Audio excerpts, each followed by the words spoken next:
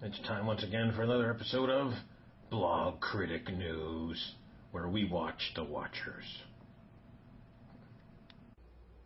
It's time once again for Vader TV's show, Blog Critic News, with John Chenal reporting.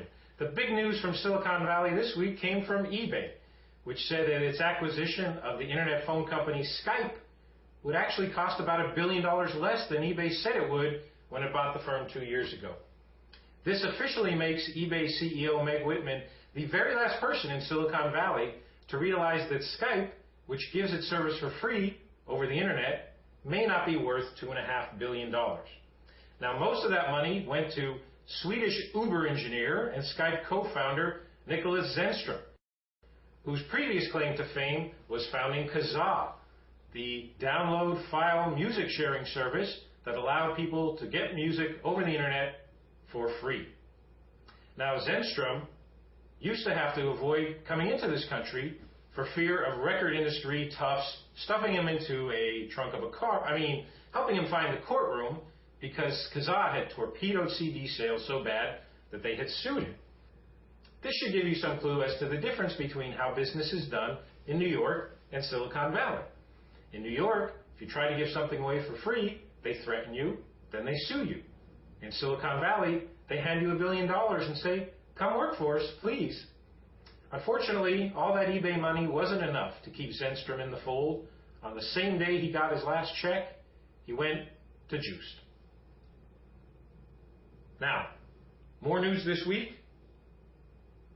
Wait, we have a report now that Whitman may have gotten the last laugh. I'm getting something out.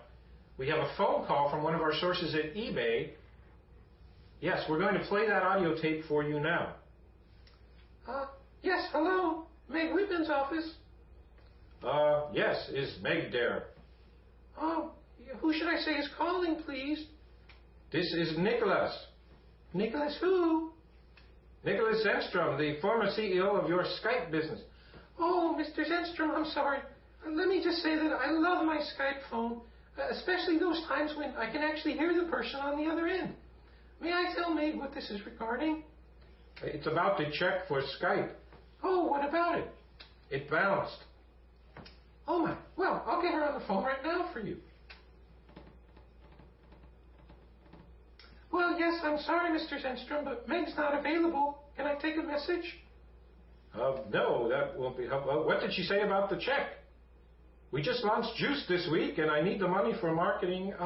Excuse me, she said to try a different download speed. What are you talking about? You cannot download money over the internet for free.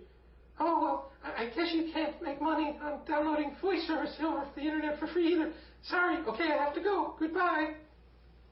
Yes, well, enlightening. Nicholas, I'm sure it'll all work out in the end for him. Unfortunately, that wasn't the case for a Minnesota woman this week, who lost a jury verdict to the record companies for $220,000 for downloading music over the internet for free. The service she used to download it? Kazaa. No word yet from Zennstrom as to whether he's going to help her pay that fine. Now, our job here at Blog Critic News is to explain to you the value that the blogosphere can add to a story like Skype.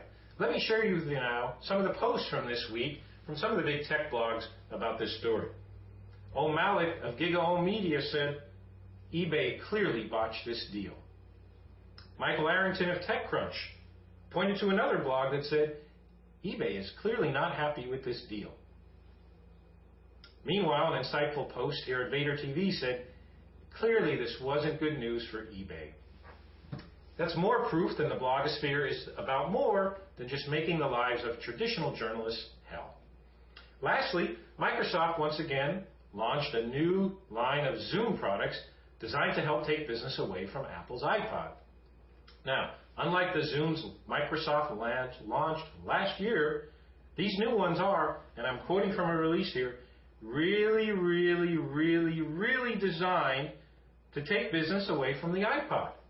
I think we have an audio feed from the Zoom press conference right now. We'll just, if we could patch that in, fellas. Okay, thank you. Wait. I'm hearing nothing but crickets here. Sorry. Okay, understood.